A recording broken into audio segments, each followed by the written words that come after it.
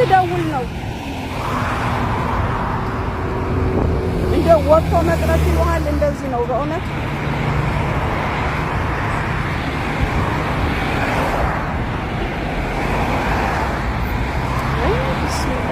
እጄ ተንቀጠቀጠ መደወል ራሱ አልቻልኩም ኢብራሂም ግጥም አድርገን እኮ ብንይዛት አታሸንፋችኋለች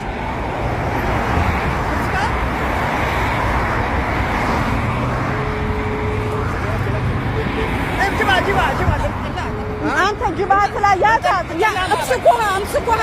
انقلها هنا برا امسكوها طيب ما بعد ወዮ ያጨራሻ መረን ኬኛ ባዬ ዋን መገደሲሱ waan guyyaatti arginuu fi waan guyyaatti dhagaa oollu rakkoon ijoollee keenya biyya arabaa keessa jiran baay'ee waan nama gaddisiisaa oolu nagaasniif haa baay'atu hordoftoota chaanaalii kooti akkami nagaa keessanii ani nagaa koote obboleettiin keessan laayik sheer gochaa koottaa ol seenaa adaraa rabbii laayik godhame ijoollee baay'ee bira ga'eetoo micciyoo kana akka gargaaruu danda'an isiniin jedha ronni mana kofaara taatan maamila koo ta'uu hin dagatinaa adaraa keessa yaa obboloota kiyya micciyoon kun kan ishiin dhaabattu makina la daandii makina gidduu dhaabattecha akkas darbuuf deemti daandii makina keessatti as darbuuf chi darbuudhaaf deemti jechaadha micciyoon ishiin bira geesseetoo qabdeetoo luka duwwaa deemti viidiyoo irratti akka argitan kana luka ishii duwwaadha kan ishiin deemaa jirtu jechaadha adaraa rabbii itti amantanii adaraa keessa micciyoo kana gargaara otoo mataa ishii gadi lakkifamee amma luka duwwaadha kan ishiin deemtu otoo makiinaa gidduudha dhoowwaa jiraniiti gara makiinaa eenyutti darbitee deemuudhaaf kan ishii fiigaa jirtu jechaadha micciyoon kun sammuu ishii deemee jira jechaadha sammuu ishii guutuudhaan hin jirtu waan ta'eef adaraa keessan Dubaay keessa micciyoon kun dhalattuu eessaatti jedhanii yeroo gaafatan ijoolleen tokko akka eenyu isaanirraa argetti kaan dhalattuu Jimmaata afaan warra Jimmaataa softii jedhu afaan Oromooti micciyoon tun Oromoodha afaan barbaade yoo ta'e micciyoon kun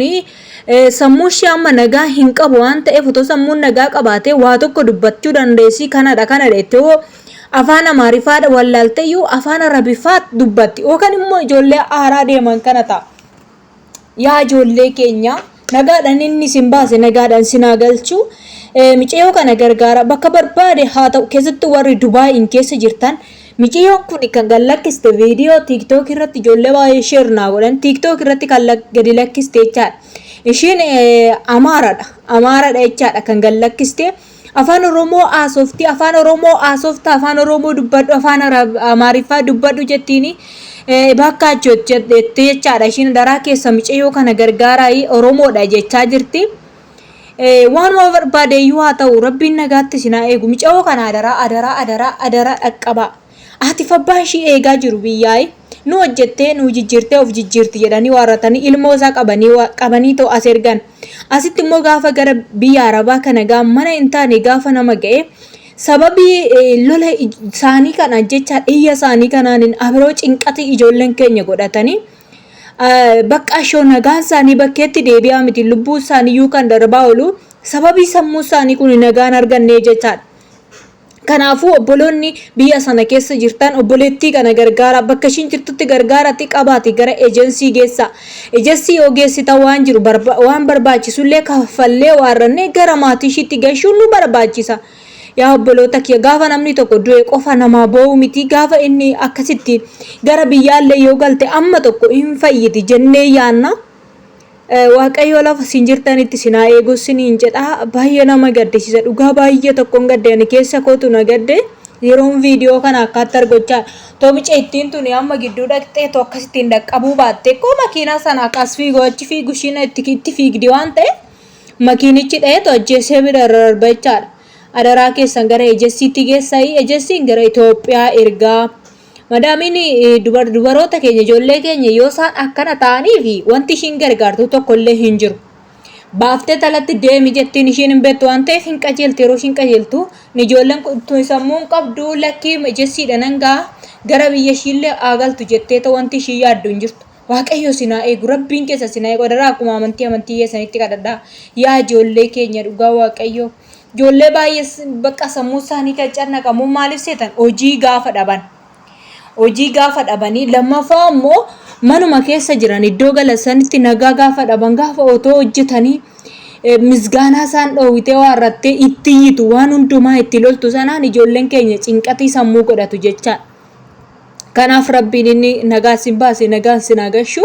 micayyoo tana haa gargaarru gara biyya ishiitti haa gashinu gara maatii ishiitti haa gashinu akkasuma warroonni viidiyoo kana ilaalerree micayyittii beekuu danda'u warri biyya sana biyya barbaade haa ta'u warri beekuu dandeessanillee maatii ishiitti illee dubbisuu qabdu maatii ishii dubbistanii ejensi irraan dhufte waan qabduuf ejensi sanatti dubbisanii isaan booda gara biyya ishii gashochaa gaafa gara biyyaa galte homaa rakkoon hin jiru. Iwallanatu siniin jedha hordoftoota chaanaalii kiyyaa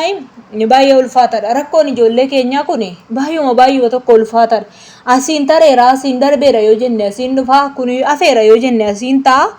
bakka guyyaadhuma guyyaatti waanuma nama jibbisiisuu fi waanuma nama gaddisiisu ijoollee keenya gubbaarratti kan ta'a oolu egaa waaqayyo nagaa haa buusu malee wanti jedhamu hin jiru. Gargaarsa barbaachisa bicoo kanaaf har'a gargaarsa obboleettii keessaniif gargaarsa barbaachisa gara eejensii warroonni eejensiitti dhiyaatan yookaaniif immoo bilbila eejensii illee qabdan fuudhaniitu madaquu yookaan immoo poolisii illee yeroo akkasitti ishiin deemtu kana yeroo argan bakka ishiin jirtu argina poolisii otoo qabsiisanii poolisii fuudhee dhaqee waarrattee eejensiitti geessa bicoo wantoonni akka sammuu shirru ta'e kanumaan beekaa luka duwwaadha kan ishiin deemaa jirtu.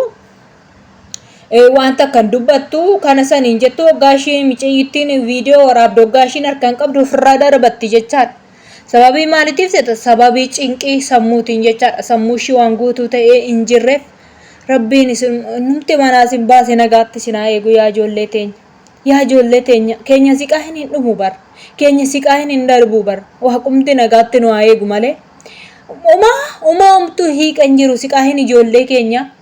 Ani mana nagaan jira ani iddoo nagaan jira jechuun nu sobabe yoo ijoolleen yoo hiriyoonni kee yoo bakka namni kamuu haa ta'u hojjetachuudhaaf biyyaa bahe kun yoo nagaan qabaanneetis akkamitti nagaa qabda akkamittiin nagaa qabna innoo nagaan qabu ishiin nagaan qabdu akkamitti nagaa qabna kanaaf adaraa keessan laayikii godhaati ijoollee baay'ee bira ga'ee micayyoo kana warri beekan gargaaranii biiroodhuma geessan waan biraa miti waan biraan godhiniif Uma tokkoon godhin biirottaa keessanii biiroon immoo gara biyyaa lakki nu dandeenye hin galchinu yoo jedhani Oromoon nu namni